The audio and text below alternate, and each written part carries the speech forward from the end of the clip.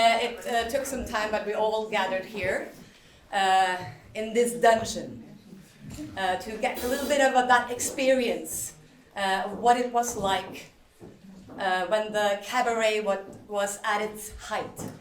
And it was during very difficult times. We worked on this show through a pandemic. We were never a full cast. We were all in quarantine at some point.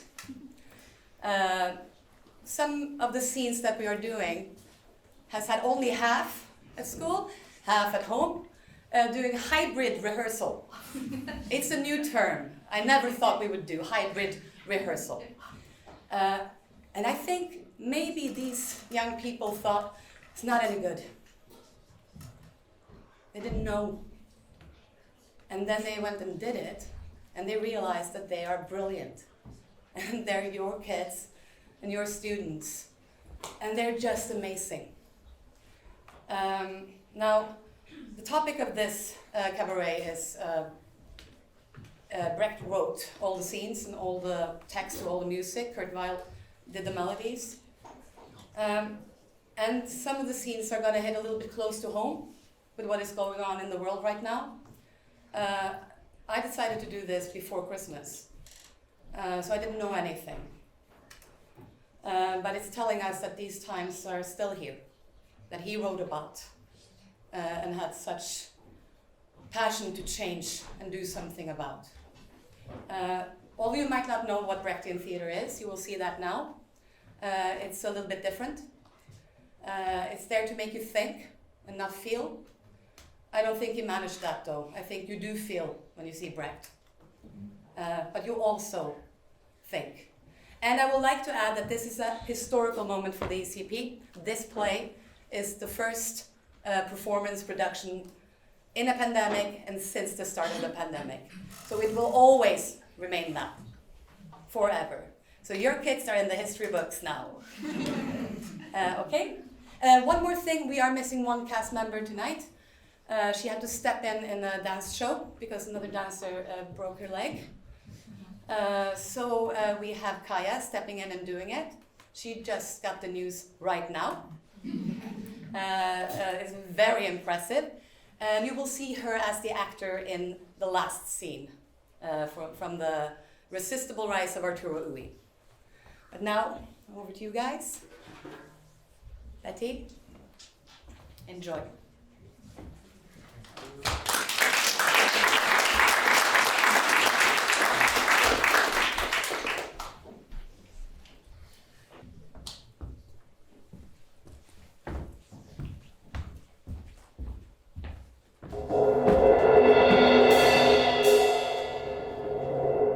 Meine Damen und Herren, Damas y caballeros, Ladies and gentlemen, guten Abend, buenas noches. good evening.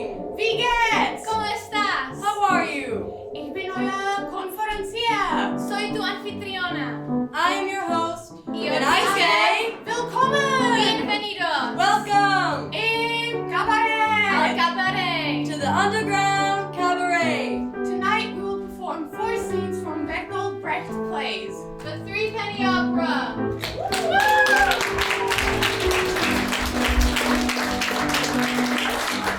Mother Courage and her children.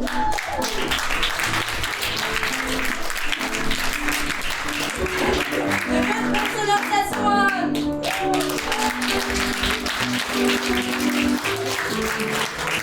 And the Resistable Rise of Arturo.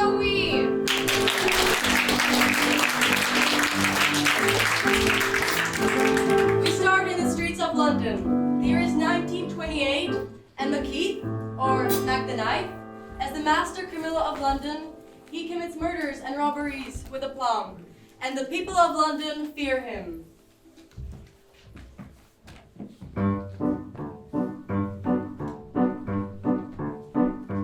The sharp babe has such deep fear, and it shows that pearly white, just a jackknife, has all Mackie's way.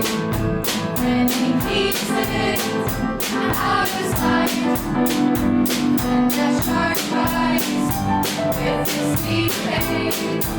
Scarlet pillows start to spread. Fancy gloves on, where's old Mackie's face? So there's never a trace of red on the sidewalk. Sunday morning, lies the body, just losing life. Someone's sneaking around the corner. Will that someone be back tonight?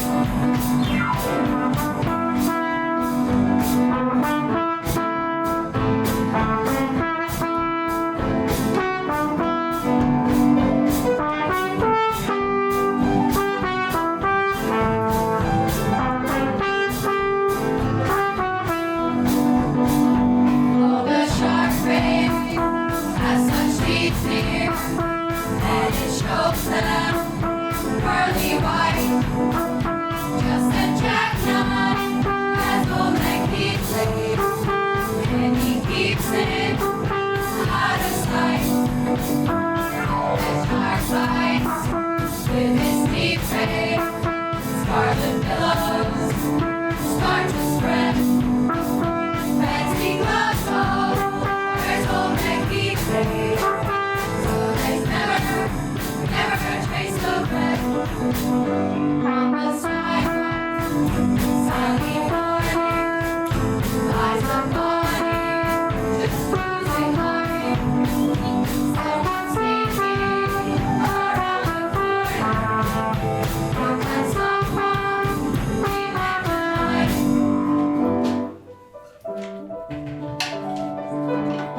Mackie is dissatisfied with a small-time criminal life and his ambitions for an easier living. 2 weeks away from moving all of his holdings into a bank, he is ready to turn his gang over to the cops. This is Peachum, a pip of the biggers, a manipulative and cunning. Mackie steals Polly.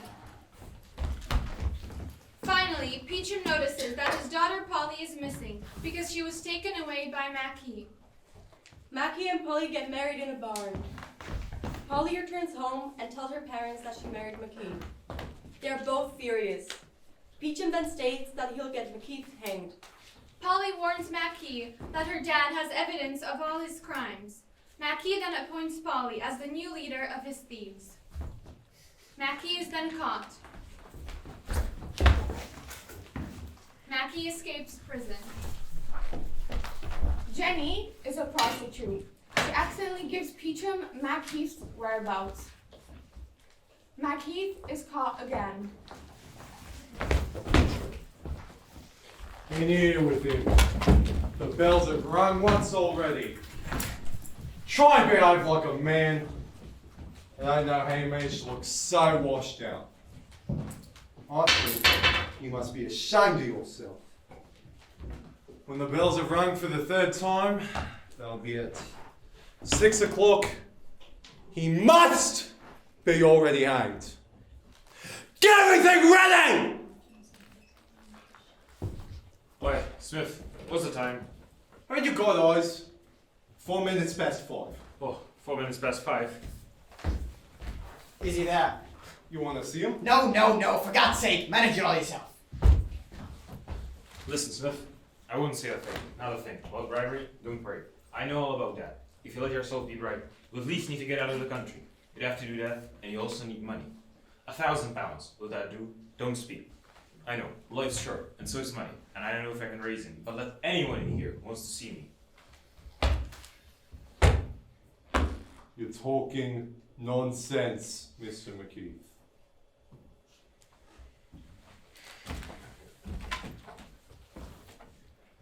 You talking nonsense? Kaya, Chris, can you guys be Jacob and Matthew? Yeah. Alright. So you're talking nonsense, Mr. McKeith? You come in. Okay. Well, my boys! You look like a gutted herring. Now the captain's away, it's I who have to get the ladies pregnant. So when they're arrested, they can plead not responsible for their actions. One needs the physique of a stallion for this job. Can I speak with the captain? 5:25. You've taken your time. Well, after all. After all, I'm going to be hanged. I'm not here to argue with you. How much can you draw out of your private deposits? Immediately. At 5 o'clock in the morning? Is it really as bad as all that? 400. Can you manage that? Well, and what about us? That's all there is. Well, are you going to be hanged or am I? Did we sleep with Suki Tawdry instead of making ourselves scarves? Did we sleep with Suki Tawdry? Or did you? Shut your gob. I'll be sleeping somewhere else than with a trollop. I suppose we'll have to do it, Matthew. Mr. Brown told me to ask what you'd like for breakfast. Leave me alone. Will you? Or won't you? Asparagus. I'm certainly not going to be shouted at. I'm not shouting at you, but are you going to let me be hanged, Matthew? Of course we won't let you be hanged. Whoever suggested that? But that's all there is. £400 is all there is. One's allowed to say that, I suppose. 5:38. Hurry, Matthew. We'll be too late. If you won't be here 5 minutes to 6, you'll never see me again. You'll never see me again. They're off. Well, how goes it?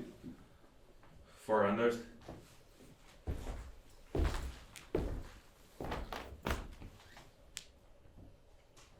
I must speak to Brown. Have you got the soap? It's not the right sort. You'll be able to set the thing up in 10 minutes. But the trap isn't working yet. It must work. The bells have rung the second time. This is a hell of a place. Alas, he's fallen from his high estate. All his affairs. I can't let you in. Number 16, it's not your turn. What do you mean, my number 16? I'm his wife. I must speak to him. Then 5 minutes at the most. What do you mean, 5 minutes at the most? You can't just say that. It's not as simple as all that. This is goodbye, forever. And there's such a lot that has to be said between man and wife. Where is he? Well, can't you see him? Oh, yes, thank you. Polly? Yes, Mackie, here I am. Yes, of course. How are you? Very done up. It's hard, right? Yes, and what will you do? What will become of you? Oh, our business is doing very well. That's the least of our troubles. Mackie, are you nervous? There's so much you haven't told me. I don't understand it at all. You were always quite healthy. Polly, can't you help me out? Of course. I mean with money. I talked to Warden, yeah? The money has gone to Southampton. And you haven't any? No, I haven't any, Mac. But perhaps I could speak to someone. Maybe the Queen herself. Oh, Mackie. You got your £1,000? Good luck, Mac. Take care of yourself. Don't forget me.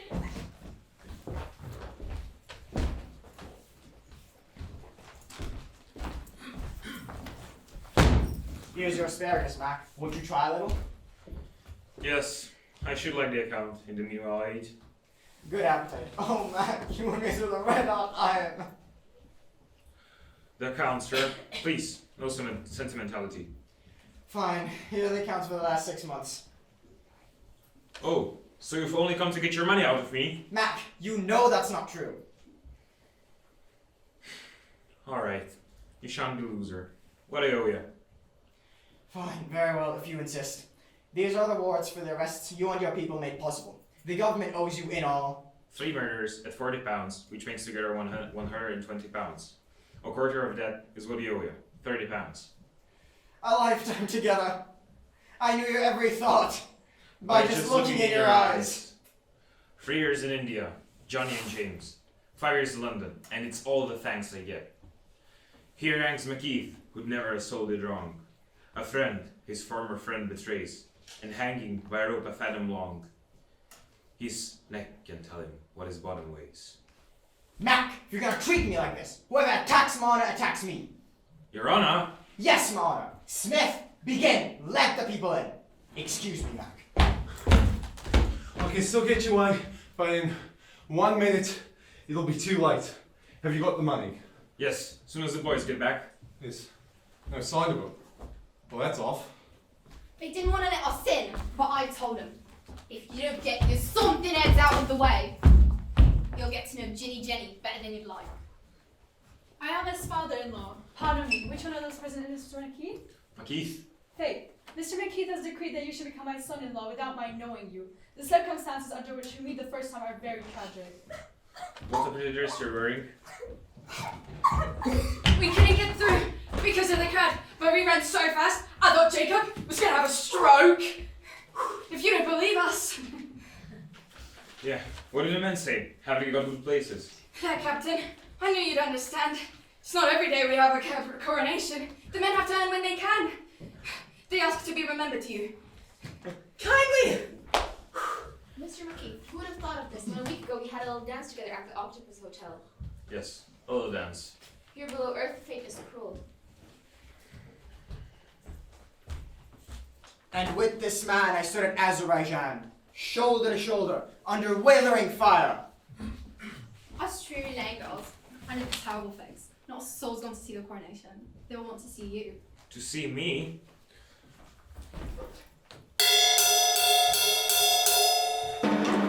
Come on, 6 o'clock. We will not keep the people waiting. Here you can see the If you please, Mr. McKeith. So, gentlemen, to this point we have come. God can see what Captain McKeith's fate is, which proves that in the whole of Christendom, nothing is granted to any of us gratis.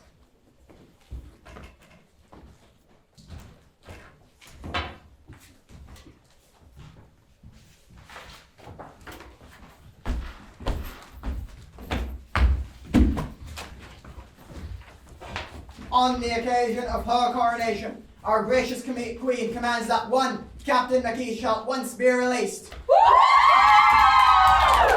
At the same time, he is raised to the permanent ranks of nobility. Finally, the castle of Marmel and a pension of £10,000 are his as long as he shall live. And to all happy couples, our Queen presents her very cordial congratulations. Rescue! I was sure of it. Where the help is needed, there will be God's help the nearest. A rescue!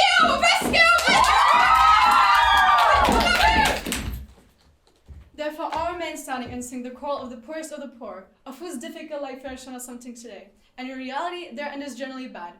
Mounted messengers from the Queen come far too seldom, and if you kick a man, he kicks you back again. Therefore, never be too eager to combat injustice.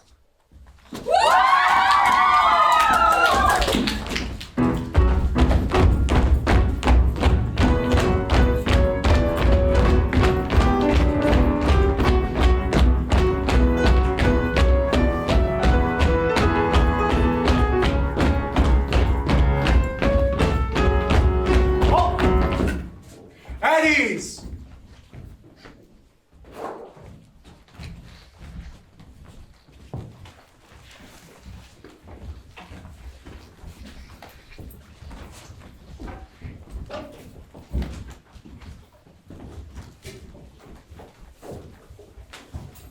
Mother Courage and her children. Swiss cheese is killed for his strong morals. Eilif is executed right before Mother Courage's eyes for killing a thief. Catherine is shot while trying to protect a town from a sneak attack.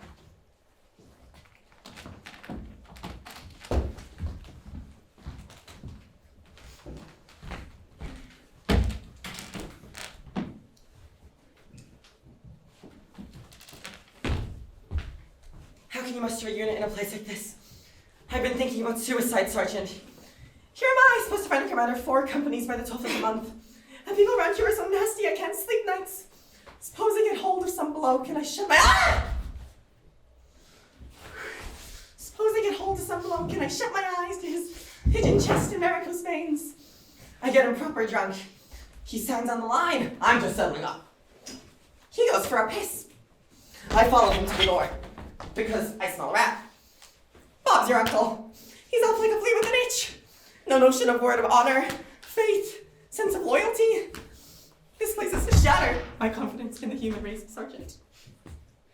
It's too long since they had a war here. Stands to reason. Where's their sense of morality to come from? Peace? That's just a mess. Takes a war to make order. Peacetime, the human race runs wild. People and cattle get bugged about. Who cares? Everyone eats just as he feels inclined. A hunk of cheese on top of his nice white bread, and a slice of fat on top of the cheese. How many young blokes and good horses in that town down there nobody knows? They never thought of counting.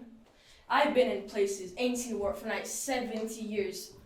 Fools haven't got names to them, couldn't tell one another apart. Takes a war to get proper nominal rows and inventories. Shoes in bundles, corn in bags, and man and beast properly numbered and carted off because it stands to reason. No order, no war. Too true. Hey, she's a car coming. 2 times and 2 young fellows. Stop her, Sergeant. If this one's a flop, I won't be standing around in your spring winds any longer, I can tell you that.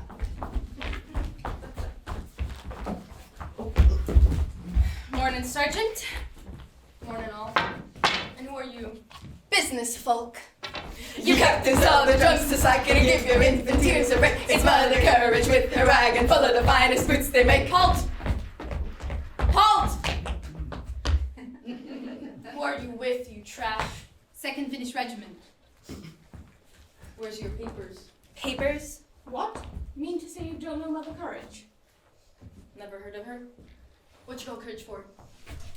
Courage is the name they gave me after I drove me car right through the bombardment of Riga with 50 loaves of bread aboard. Sergeant, it was high time. They were going moldy. Hadn't any choice, really. Don't be funny with me. Your papers. That's all my papers, Sergeant. And here's a stamp certificate that my horse hasn't got foot and mouth.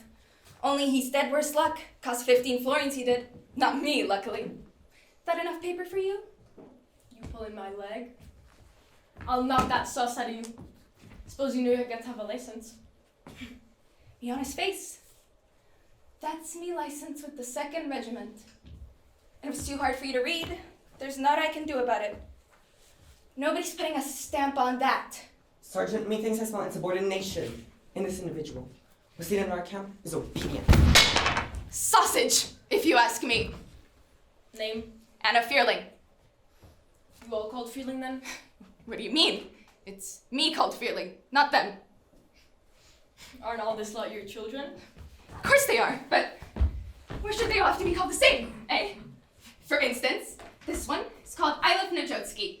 Why, his father always claimed he was some Kajotsky or Majotsky or something. The boy remembers him clearly, except the one he remembers was a Frenchie with a little beard.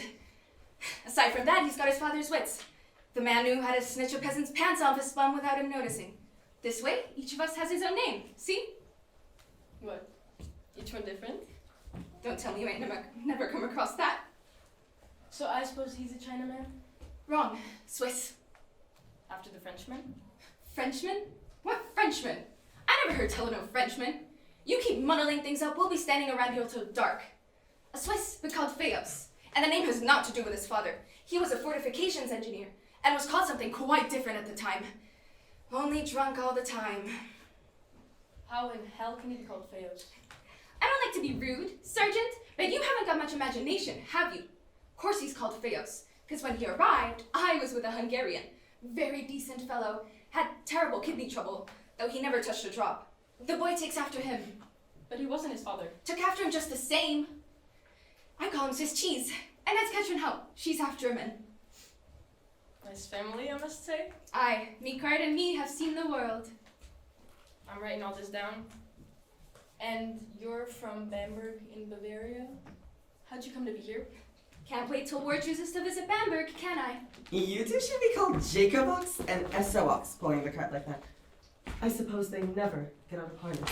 Ma, can I cover him one? I would not like to. And I says you can't. Just you stop where you are. Now, 2 fine officers like you, I bet you could use a good pistol. Or a belt buckle. Yours is on its last legs, Sergeant. I could use something else. Those boys are as healthy as young birch trees, I observe.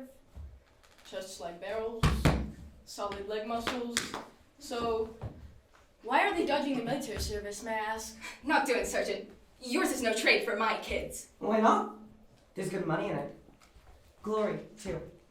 Come here. Let's see if you got muscles. You're a chicken. He's a chicken! Give him a fierce look, he'll fall over. Killing a young bull that happens to be in his way. Let him alone, will you? He's not for you folk. He was cruelly offensive and spoke about clobbering me. Two of us are going to step into that field and settle it man to man. Don't you worry, I'll fix it. Don't touch me, you troll!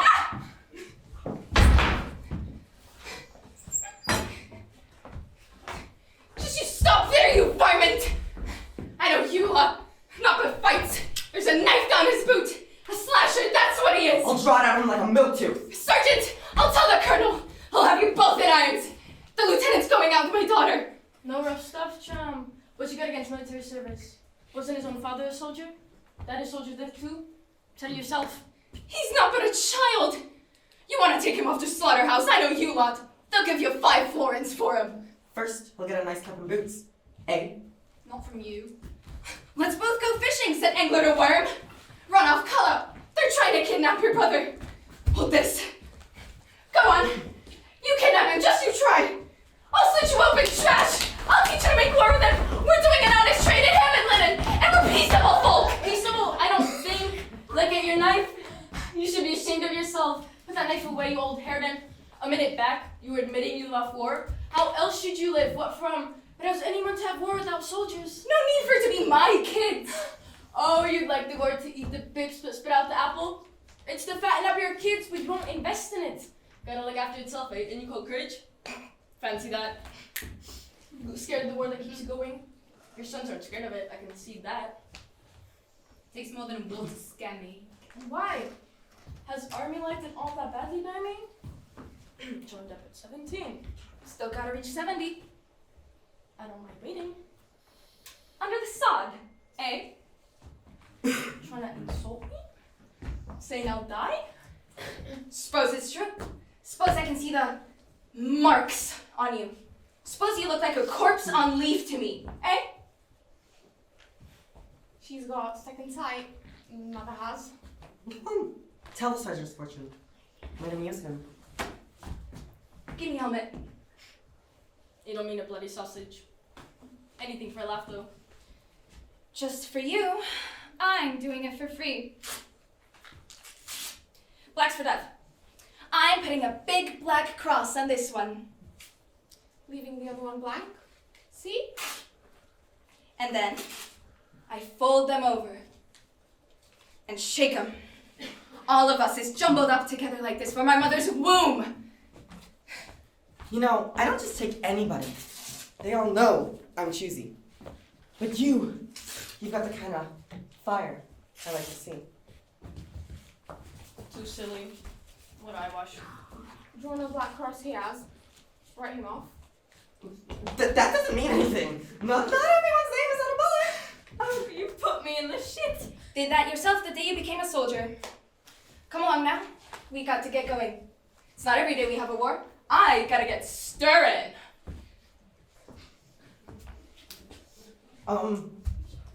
You know, it's a malicious rumor that they say the Swedish camps are all holy, but that's not true.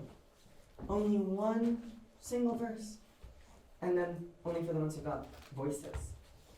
Just you stop there.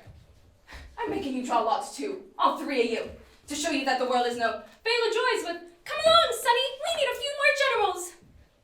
Sergeant, I am so afraid that they won't get through the war. Hey, come on, fish out your slip. Oh, there you are. It's a cross.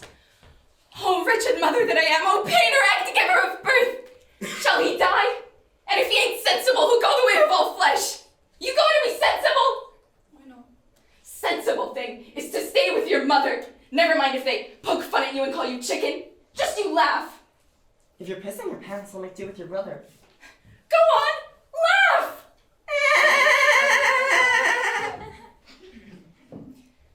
Now you draw Swiss cheese. I'm not so afraid on your account. You're honest. A cross? You too? Is it perhaps because you're so simple? Look, Sergeant, that's a black cross, ain't it? A cross? That's right. Can't think how I come to get one. I always stay in the rear. There's catch one. Here, let me get it too. And now, you're the only one I know's all right. You're across yourself. No, that's too much. I must have made a mistake shuffling. That can't be right. You'll have to give it up. You can't be too kind-hearted.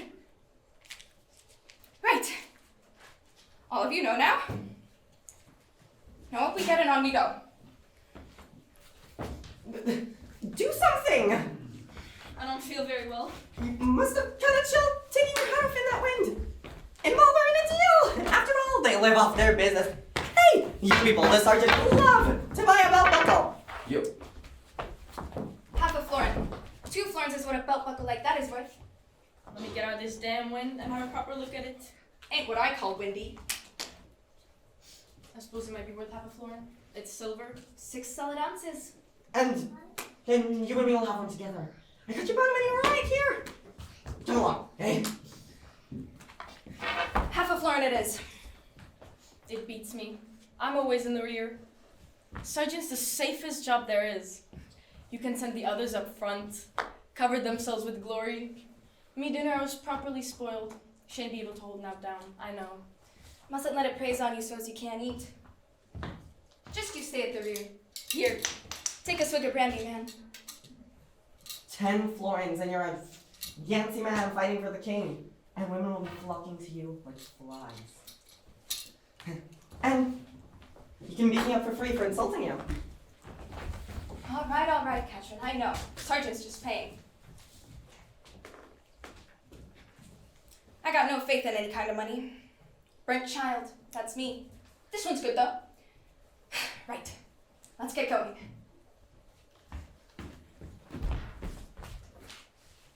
Where's I live? Went off with the recruiter. You simpleton! Tain't your fault. You can't speak, I know. Can't do with this wig yourself, Ma. That's life. Plenty worse things than being a soldier. Wanna live off war but keep yourself and your family out of it, eh? Come on, Katrin. You'll have to help your brother pull the cart now. Like the war to nourish you, have to feed it something too.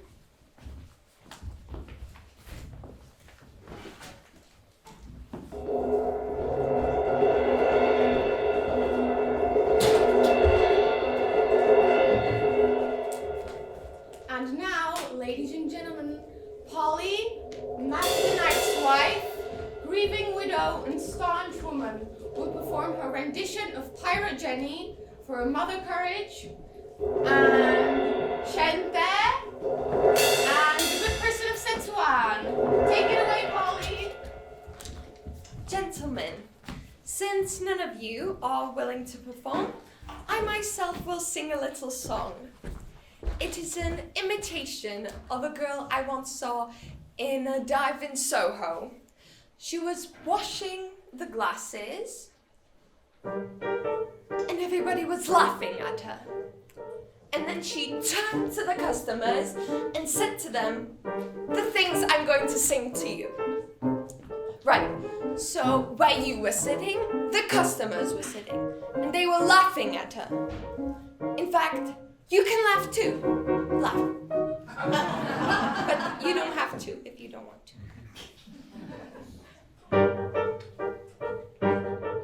You gentlemen can watch while I'm scrubbing the floors, and I'm scrubbing the floors while you're gawking. And maybe once you tip me, it makes me feel swell in a ratty waterfront in a ratty old hotel. But you'll never guess to who you're talking. No, you'll never guess to who you're talking. Suddenly one night there's a scream in the night, and you wonder what could that have been. And you see me kinda grinning while I'm scrubbing, and you say, what's she got to grin?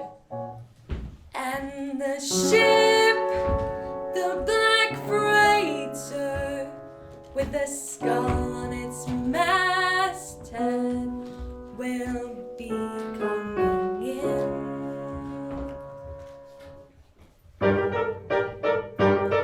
Then you gentlemen can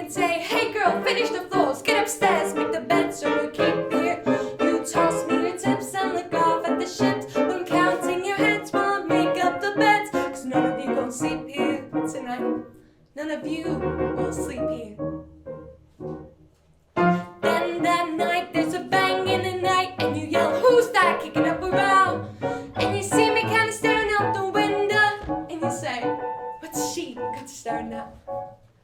And the ship, the black freighter, turns around in a harbor, shooting guns from the bow.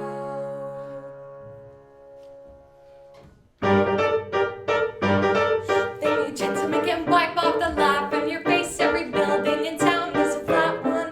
Your whole stinking place will be down to the ground. Only this cheap hotel standing up safe and sound. And you yell, "Why the hell spare that one?" And you yell, "Why the hell spare that one?" All the night through with the noise and stew, wonder who's the person lives up there. Then you see me stepping out into the morning, looking nice, with a ribbon in my hair. And the ship, the black freighter, runs a flag up its masthead, and the cheer rings the air. Arr!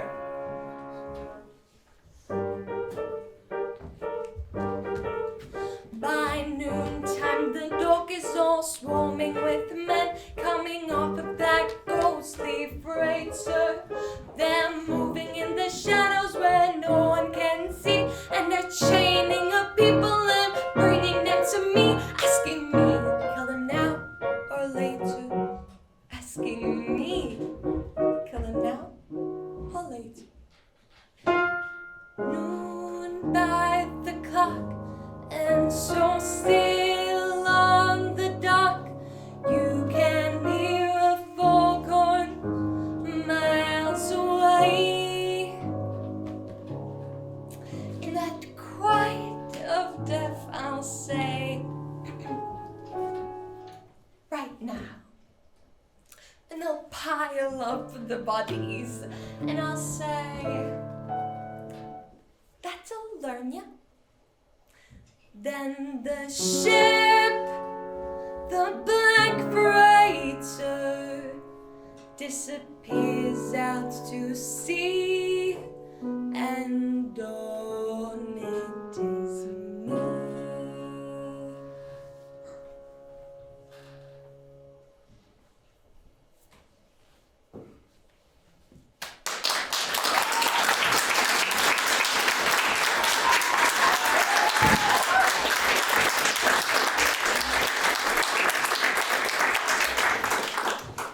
And now, we will have a 15-minute intermission, a break.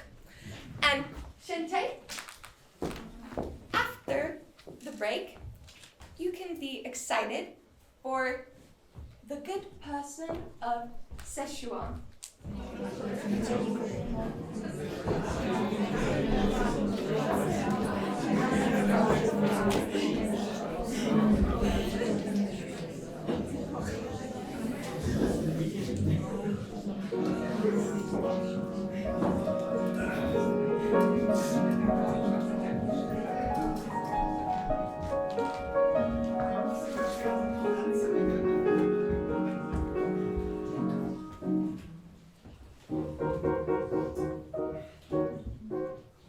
A good person is the one who lives a life that is worthy of a human being.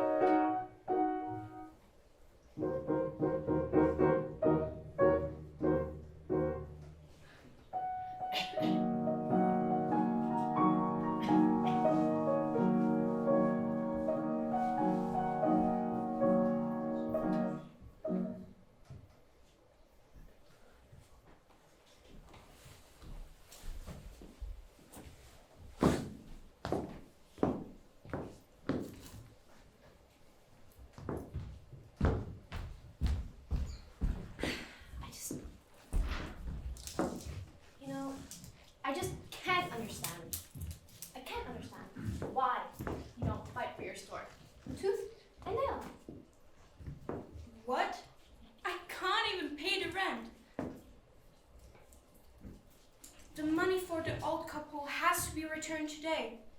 But since I've given it to someone else, I will have to sell my tobacco stand to Miss Mitsu. Everything's gone then. No husband, no tobacco, no place to stay. That's what happens when somebody wants to be better than other people. What are you going to live off now? I don't know. Perhaps I can earn a little by sorting tobacco.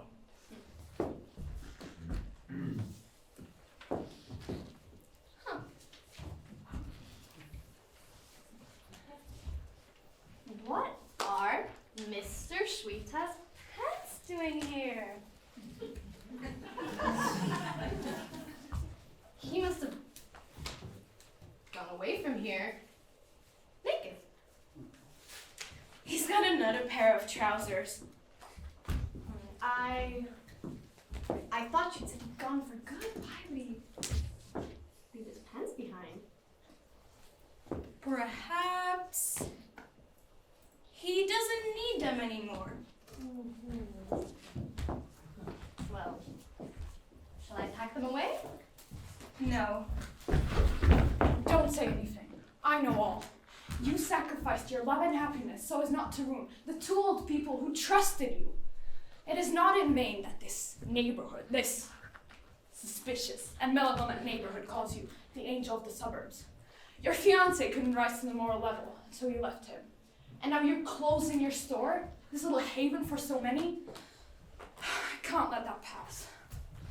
Morning after morning, I watch from my doorstep the little crowd of wretched people in front of your store, and you distributing rice with your own hands. Will that never happen again? Must the good person of Szechuan perish? Oh, if only you'd left me to assist you with your good works. Don't say anything. I don't want any assurances, no vowels that you wish to accept my help. But here, I'm making out a blank check for you, for any sum.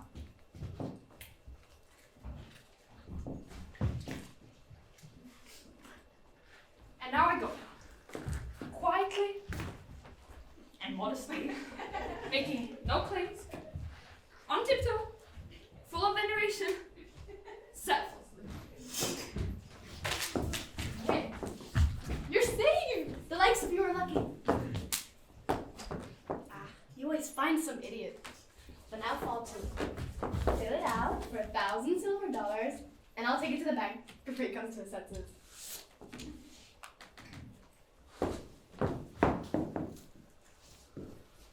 Put the washing basket on your charge. I can pay the laundry bill without the check. What? You don't want to take the check? Why?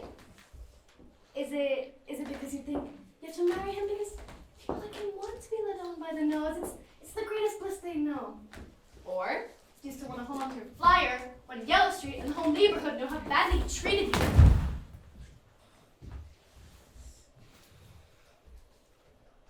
It all comes from poverty. I saw him puff up his cheeks. They were bad cheeks. In the morning, I held his coat against the light and saw the walls through it. When I heard his cunning laugh, I grew afraid. But when I saw his shoes full of holes, I loved him dearly. Mm-hmm. So now you're defending him after everything that's happened. You know, I don't think I've ever seen anyone quite as crazy. You just...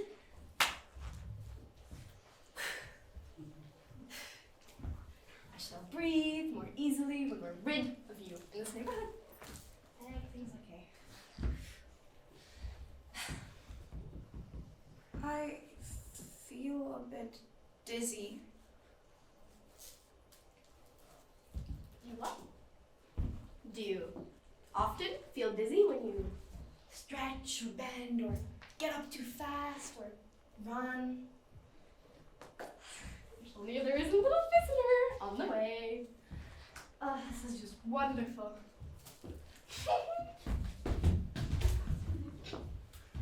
Oh, joy! A human being is living in my womb. A flyer! Welcome the new conqueror of unknown mountains and unreachable regions. Someone who passes the mail from man to man through the impassable deserts. Come, son. Look at the world. That's a tree. Greet it. Bow to it. That's it. Now you know each other. Oh, there comes the water seller. A friend. Give him your hand. Don't be afraid. A glass of fresh water for my son. It's a warm day. Oh dear. Here comes the policeman. Perhaps we could go to the Mr. Bufu's garden. But we mustn't be seen there. No, let's hide here. No, you can't go straight at them like that.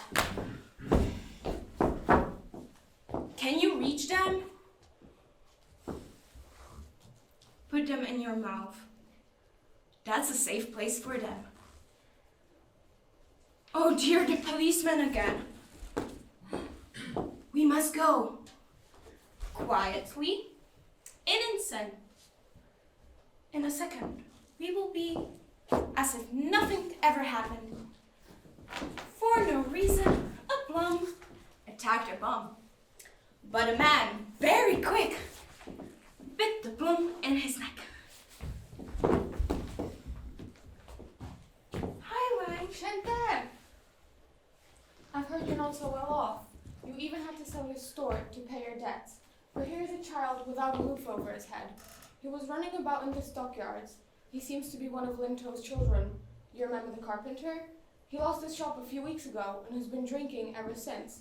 His children go hungry and hang around the streets. What can be done for them? Come, son. You there. Someone is asking for a shelter. A bit of tomorrow is asking for today. His friend, the conqueror, who you know is his advocate. He can easily go and live into Mr. Shufu's cabins, where I also may be going. I will be having a baby of my own. But you can't tell anyone, especially some. We would be only in his way. Now, Wang, could you please go downtown and find Miss Linto and ask him to come here? Thank you. Thanks a lot, Shente. I knew you'd find something. You see, someone who's good always knows a way out. I'll run quickly and get your father. Wang! Now it comes back to me. How is your hand? I would have taken the O for you, but my cousin... Don't worry about my hand. I don't even need it anymore. Now I know how to get along without my right hand just fine. Watch how I do this. But it mustn't grow stiff. Take that chart. Sell everything, and with the money, go to the doctor. I'm ashamed of myself to let you down like that. And what do you think of me accepting the cabins from the barber? The homeless can live there now. And so can you. That's more important than my hand. Now, I'm going to get the carpenter. Promise me that you will go to the doctor. Are you crazy? Giving away the cart with your very last possessions? What is the stupid hand to you? When the barber hears about this, he'll chase you out of the only shelter you can get. And most importantly, you haven't paid me for the laundry. Why are you so bad? You treat on your fellow man. Isn't it a stain? Your veins extend with the effort to be greedy.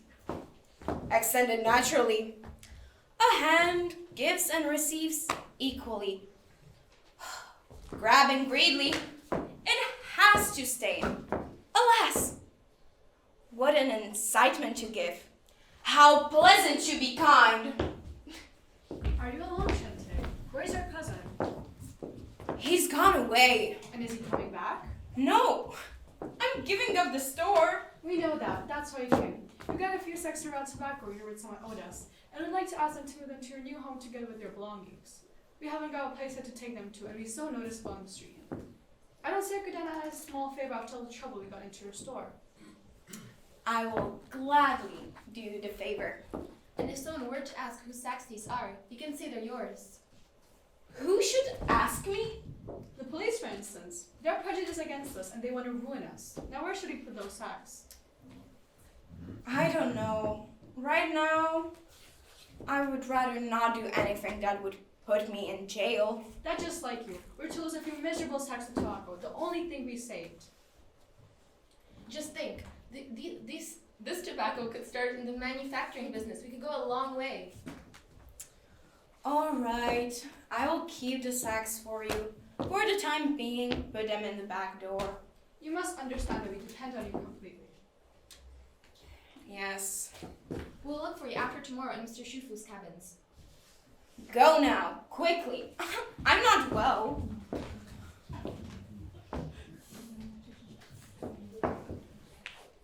He's hungry. He's fishing in the garbage can.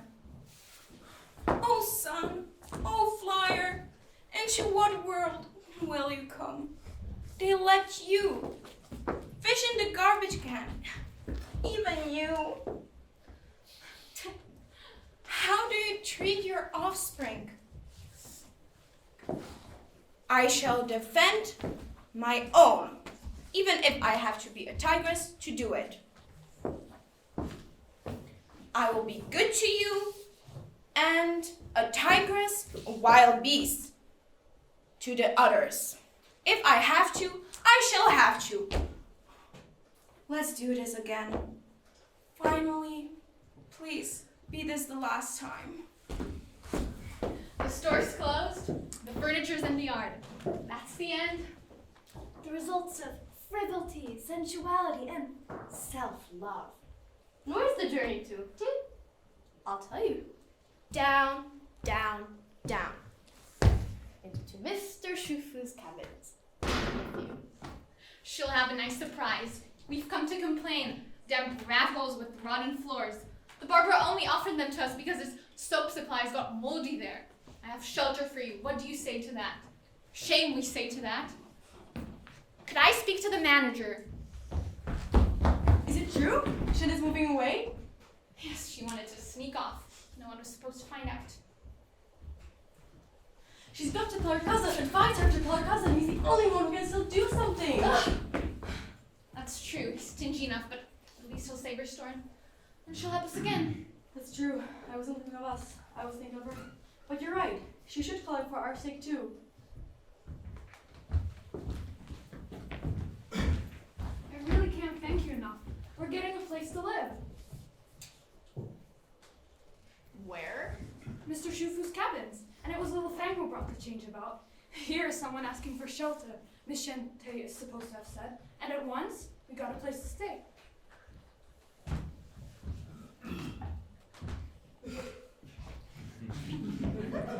Mr. Shuita! Mr. Shuita! I didn't know you'd come back. You know Miss Linto, the carpenter? Miss Shente has promised me a place in Mr. Shufu's cabins. Shufu's cabins are not available. So we can't live there? The place is reserved for something else. Wait. Does that mean we have to get out too? I'm afraid so. But where are we all to go? As I understand Shente, it is not her intention to withdraw her aid completely. However, in future, things will be done a little bit more precisely. Does that mean we all have to work for Shente now? Yes. You will be making tobacco. Inside, there are 3 bales of goods. Get them. Don't forget we own the store once too. We prefer to work for ourselves. We have our own tobacco. Perhaps you would like to work for Shente too?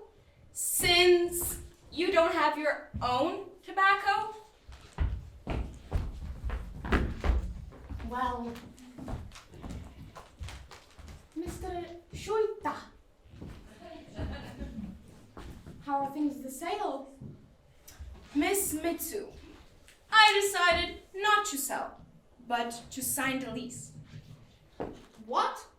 All of a sudden you don't need the money? No. And do you have the rent?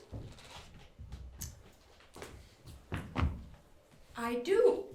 I have 10,000 silver dollars in a check form made by Mr. Shufu, who's got an interest in my cousin.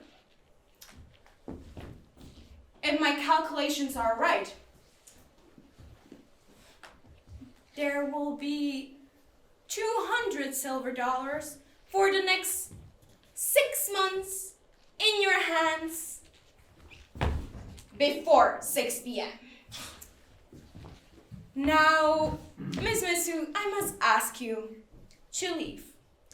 I'm very busy and you just must pardon me.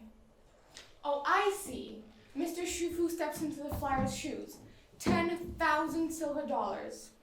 Nevertheless, Mr. Shuita, the young girls of today surprise me. They're fickle. And superficial, too. I don't know why I'm dragging your stacks. It's enough that I know. He's a bad man. But Chente is good. I wouldn't be so sure. These pair of pants were missing from the clothing line, and now her cousin's wearing them. That means something, and I would like to know what. She was going to help me too. My hand's been getting all stiff. I think she'll be back soon. The cousins have never stayed long. He hasn't, has he?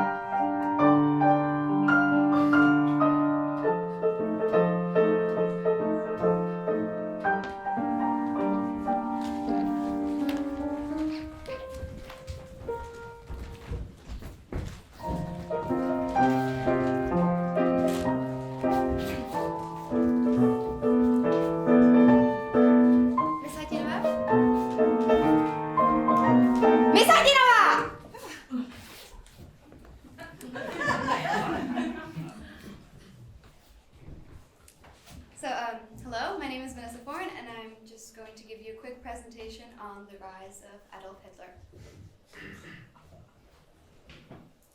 So it all started in 1919 when Adolf Hitler joined a small but insignificant nationalist party called the National Socialist German Workers' Party, or Nazi for short.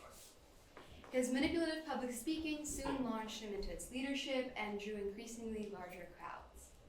The party combined anti-Semitism and nationalism and denounced both communism and capitalism as international Jewish conspiracies. It was not initially popular, receiving only 3% of the vote in 1928. Then everything changed when the Great Depression happened in 1929. The already struggling German economy collapsed, and as mainstream moderate parties were unable to handle the crisis, much of the frustrated public flocked to Nazis and extremist parties. In 1932, Hitler even ran for president, but lost the presidency to General von Hindenburg, a decorated war hero. However, with 36% of the vote, he demonstrated the amount of his support and had the majority in the parliament. The following year, advisors and business leaders convinced Hindenburg to appoint Hitler chancellor. With the Reichstag fire in 1933, Hitler convinced the government to grant the chancellor, emergency powers. Within a matter of months, he established a totalitarian government. Freedom of press was abolished, other parties were voluntarily disbanded, and political opponents arrested, and anti-Jewish laws were passed. With the death of Hindenburg in 1934, Hitler became the absolute dictator of Germany. And as the economy improved, popular support for Hitler's regime became strong. Decades later, Hitler's rise to power remains a warning of how fragile democratic institutions can be in the face of angry crowds and a leader willing to feed their anger and exploit their fears. So how does this all relate to the play, Resistable Rise of Arturo? Well, the play written by Bertold Brecht is a satirical allegory of Adolf Hitler's rise to power. The scene we will show you today from that play regards Arturo, the satirical allegory of Adolf Hitler, learning how to speak in public well. And Adolf Hitler himself, actually received lessons from an actor to learn and improve his public speaking. So, I need some actors for my scene. Vicky, and Anastasia. Oh, great. So you can play Juvola. And Anastasia, unfortunately, is not here with us today. So, Kaya, can you play the actor?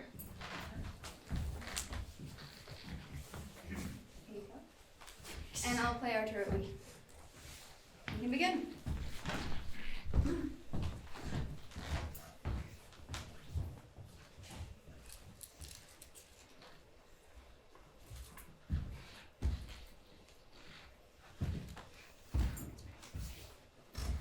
An actor, boss. Unarmed. Wouldn't have to do for a rod. Drunk, though, because they let him perform at the bar when they're drunk themselves. But they say he's good. One of them, they're classical types. Gentlemen. Or listen, I've been given to understand that my pronunciation leaves something to be desired, and since on certain occasions I may have to say a word or two, especially if I go into politics. I want lessons. My presentation, too. Alright. Bring the mirror. First, my walk. How do people walk in the theater, the opera? I get you. You want the grand style. Julius Caesar, Hamlet, Romeo, Shakespeare. Mr. Dewey, you've come to the right man. You want classical? I'm only can teach you classical in 10 minutes. Gentlemen, I stand before you, a tragic figure. Shakespeare's ruined me. English poet. I'd be playing Broadway this minute if it weren't for Shakespeare. A tragedy character. You can't play Ibsen with that Shakespearean style, Maroni. Look at the calendar, man. It's 1912. Aunt knows no calendar, sir. I reply. I'm an artiste. Alas. I think you got the wrong guide, boss. He's passe. We'll see about that. Walk around like they're doing this Shakespeare guy.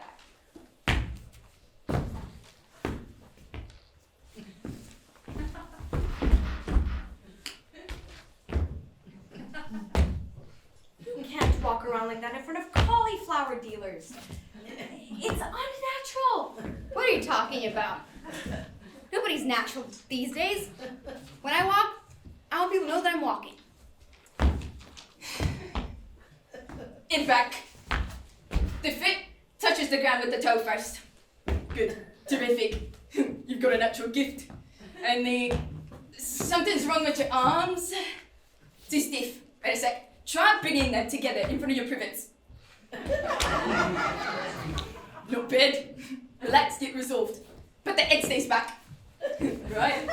I think that should work well for your purposes, Mr. Uwe. Anything else? Just standing in public. Park two big boys behind you and you'll stand proud enough. No, wrong. When I stand, I want people to look at me. Not the two big boys behind me. Here, fix me. That's possible, but ordinary. You don't want to look like a hairdresser, Mr. Uwe. Cross your arms this way. A very subtle change, but the effect is profound. Compare them in the mirror, Mr. Uwe. Good. Why are you doing this, boss? Just for the swells at the trust? On the contrary, this is for the little guy. But I think that trust man Clark always looks so impressive. Not for his own kind, that's for sure. His bank account takes care of him. Just like I rely on my boys to make sure he gets some damn respect. Clark puffs himself up to impress the little man, and so shall I. Only a person could say it looks a bit affected. People get rubbed the wrong way by that. Of course they do. But it doesn't matter what professors or smartalacks think. All that matters is how the little man sees his best, his master. But why you want to flaunt this master thing? Boss, wouldn't a nice white shirt and tie be better? I've got old Dogsborough for that. Though, he's looking a bit worse for the wear these days. Like some precious old artifact. He's still an asset. But no one's too quick to want to show him off. Maybe he don't look so presentable anymore. Like an old family Bible nobody's opened for ages till one day some friends were flipping through and found a dried up cockroach between the pages. But I guess he's good enough for the cauliflower folks. I decide who's respectable. Gotcha, boss. Nothing against Dogsborough. We can still use him. Even City Hall don't dare drop him altogether. Sitting. Sitting. Sitting is the oddest, Mr. B. Yes. Some people can walk, some people can stand. But show me the man who knows how to sit. Take a chair with a backrest, Mr. Uwe. But don't lean back on me. Ends on your thighs. Parallel to your stomach. Elbows out and away from the body. How long could you sit like that, Mr. Uwe? Long as I want. Then that's great, Mr. Uwe. Maybe. It'd be a good idea. When Dogsborough croaks, if you replace him with our old pal Jerry. See, he's got a way with people. Folksy like. Knows how to ham it up and knock the plaster right off the ceiling if he wants to. But also when he maybe shouldn't. Like when, for example, you go in your poor son of a Bronx routine and going about your 7 brave and loyal youths. Really? He laughs. Plaster right off the ceiling. Oh, but don't tell him I said nothing. He might think I've gone sour on him. Just maybe get him to stop collecting hats. Hats? What do you mean? Hats the people he's iced. Shows them off in public. It's disgusting. I don't muzzle the animal that does my heavy lifting. I overlook the foils of my employees. Now, speaking, recite me something. Shakespeare, nothing else. Caesar, ancient hero. How about Mark Antony's speech over Caesar's corpse against Brutus, leader of the assassins? A good example of a popular speech. Very famous. I played Antony in Zenith, 1908. Just what you need, Mr. Uwe. Friends, Romans, countrymen, lend me your ears! Here under the leave of Brutus and the rest, for Brutus is an honorable man. For Brutus is an honorable man! For Brutus is an honorable man! So are they all honorable men. Come I to speak in Caesar's funeral. He was my friend, faithful and just to me. He was my friend, faithful and just to me! He was my friend, faithful and just to me. But Brutus says he was ambitious, and Brutus is an honorable man. And Brutus is an honorable man! No! Please! I didn't mean to! Please, don't do this. You don't have to. Come on. Bang!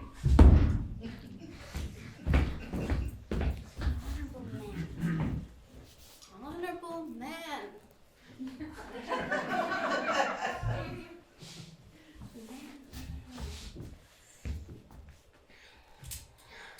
Honorable man. Honorable.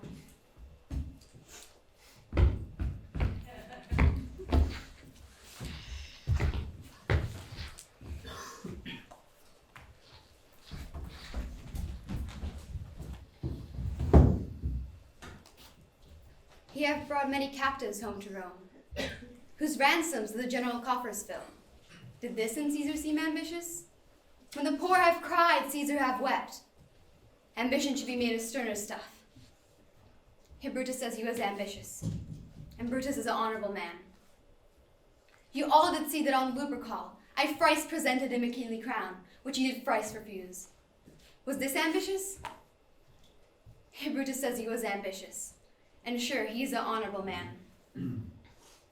I speak not to disprove what Brutus spoke, but here I am to say what I do know.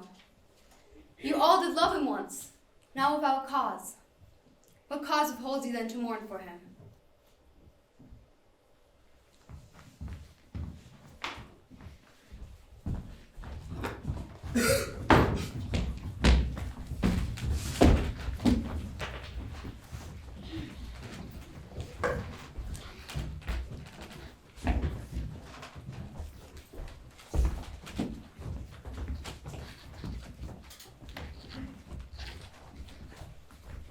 Short years ago, when I, poor unemployed son of the Bronx, answered the call of destiny with nothing to my name but 7 loyal boys. I came to Chicago with a single strong desire: peace to the vegetable markets. At first, we were only a handful, fanatical in our pursuit of this pure and simple peace. Today, we are many. Today, peace in Chicago's trade is no longer just a dream, but a beautiful reality. And to secure this peace, I have today ordered armored cars, Tommy guns, rubber truncheons, and so on and so forth. Because it's not only Chicago and Cicero that are crying out for protection, but other cities as well. Washington, Milwaukee, Detroit, Toledo, Pittsburgh, wherever vegetables are sold. Cincinnati, Flint, Little Rock, Charleston, New Jersey, Boston, Philadelphia, New York, and St. Louis. And oh no, that's not nice, and that's not nice. It's gonna stop me, Arturo!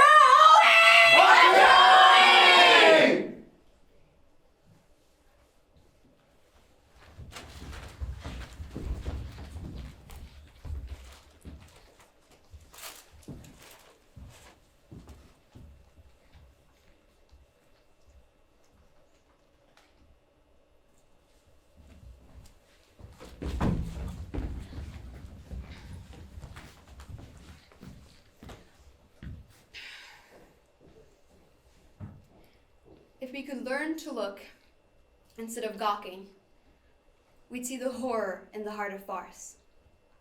If we could act instead of talking, we wouldn't always end up on our arse. This is the thing that nearly had us mastered. Don't you rejoice in his defeat, you men. Although we stood up and stopped the bastard, the bitch that bore him is in heat again.